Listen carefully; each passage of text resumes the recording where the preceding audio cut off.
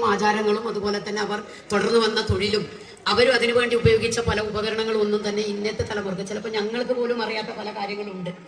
ഗോത്ര വിഭാഗം ശരിക്കും വനത്തോടു കൂടി താമസിക്കുന്ന വിഭാഗക്കാർ വനത്തിലെ വിഭവങ്ങൾ ഉപയോഗിച്ച് അവരുടെ ജീവിതം മുന്നോട്ട് പോയിക്കൊണ്ടിരുന്ന സമയത്ത് അവർ അവിടെ ചിലപ്പോൾ വേട്ടയാടിയിട്ടുണ്ടാവാം.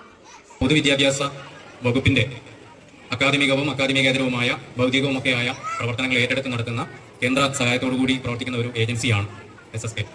ഭിന്നശേഷി കുട്ടികളുടെ കാര്യങ്ങളും അതുപോലെ തന്നെ പ്രീ പ്രൈമറി വിഭാഗത്തിലെ കുട്ടികളുടെ കാര്യങ്ങളും അധ്യാപകരുടെ ട്രെയിനിങ് അടക്കമുള്ള ഒട്ടേറെ കാര്യങ്ങളാണ് SSKയിലൂടെ പൊതുവിദ്യാഭ്യാസ വകുപ്പ് നിർവഹിച്ചുകൊണ്ടിരിക്കുന്നത്.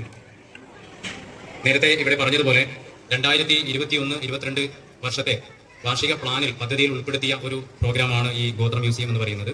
നമ്മുടെ സംസ്ഥാനത്ത് തന്നെ ഒരേ ഒരു ഗോത്ര മ്യൂസിയമാണ് SSK നൽകിയിട്ടുള്ളത്. അതിന് 8 ലക്ഷം രൂപയാണ് നമ്മൾ കൊടുത്തിട്ടുള്ളത്. പക്ഷേ ഈ 8 ലക്ഷം രൂപ മാത്രമായിരിക്കില്ല, അത് ഉപയോഗിച്ചുകൊണ്ട് മാത്രമായിരിക്കില്ല ഇത് നിർമ്മിച്ചത് എന്ന് നമുക്ക് എല്ലാവർക്കും അറിയാം. അത് കാണുമ്പോൾ മനസ്സിലാവും. വളരെ മനോഹരമായ രീതിയിൽ വേറെ എവിടെയും ഇത്രയും മനോഹരമായ രീതിയിൽ ഇത് ചെയ്തിട്ടില്ല. SSKയുടെ ഗോത്ര മ്യൂസിയം എന്ന് പറയുന്ന സംസ്ഥാനത്ത് തന്നെ കാസർഗോഡ് ജില്ലയിൽ ഉണ്ടാക്കിയ ഏക മ്യൂസിയമാണ്. വേറെ എവിടെ ഈ ഫണ്ട് ഉപയോഗിച്ചിട്ട് ഒന്നും ചെയ്തിട്ടില്ല.